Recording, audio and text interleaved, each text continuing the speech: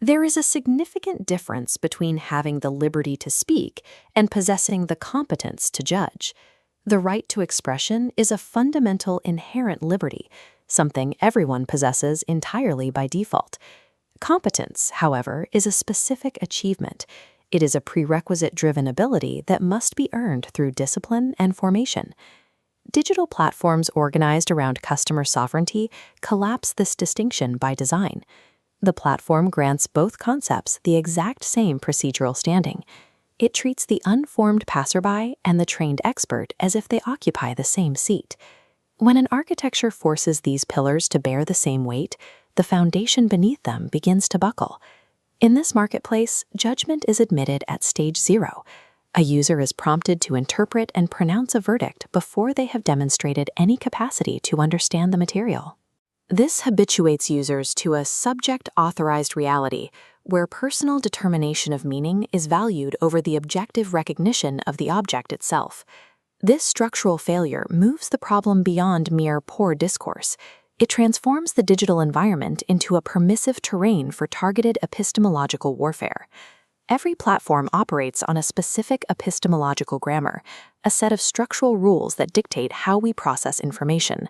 This is the grammar enforced by the marketplace, a 4-step sequence. I encounter, I interpret, I determine meaning, and I publish. Here, the consumer remains absolute sovereign over reception. Rigorous material is distributed through a system bypassing prerequisite knowledge. The grammar ensures that original, high-quality work is published right alongside the unvetted, stage 0 reactions of passers-by. This structural failure leads directly to interpretive contamination. As this equation shows, the original object is instantly fused with competing glosses, social signals, and emotional reactions. When an elementary misrecognition becomes a permanent part of the pedagogical environment, the result is shattered recognition for everyone who follows.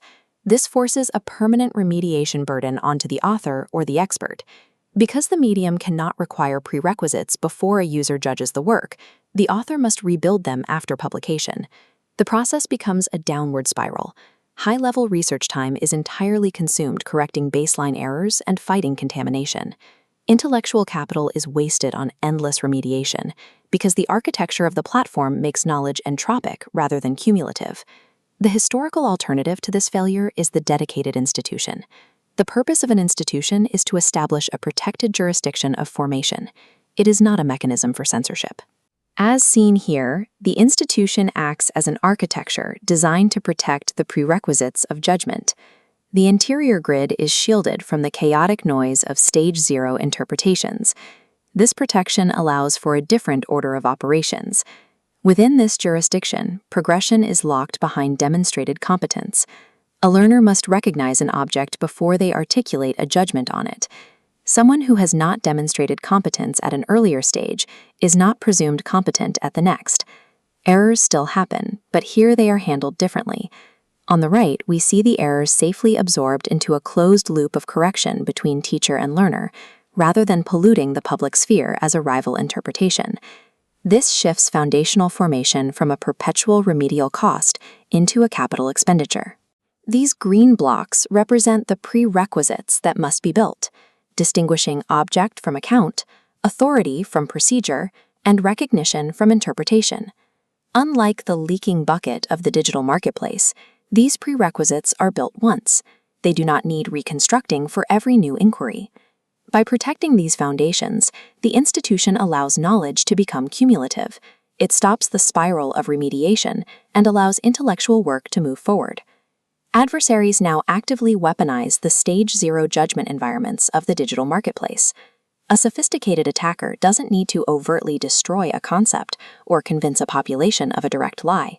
They merely exploit an environment already saturated with unformed, premature interpretations.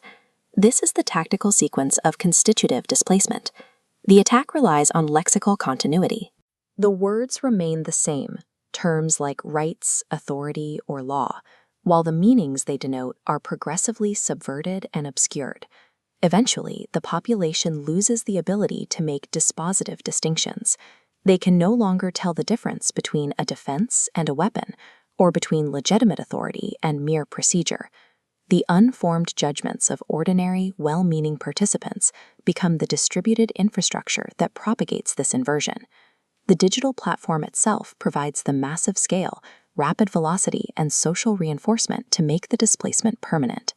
In a pure marketplace architecture, the right to free expression is unknowingly conscripted into the machinery of an epistemological attack. Formation within an institution functions as an active defensive capability against cognitive warfare. The goal is never to restrict the right to speak. It is to ensure that the individual's competence matches the weight of the judgments they publish. The end point of this architecture is not the permanent sovereignty of the teacher over the student. Instead, the teacher's office is progressively self-effacing.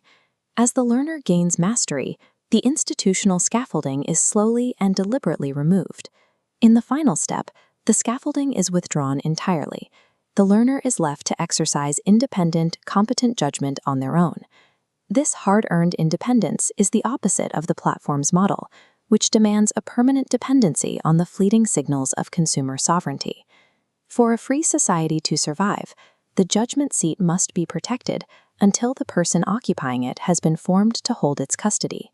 The institution exists to forge individuals capable of that custody. Its true purpose is to secure liberty itself by ensuring it cannot be readily weaponized against the mind.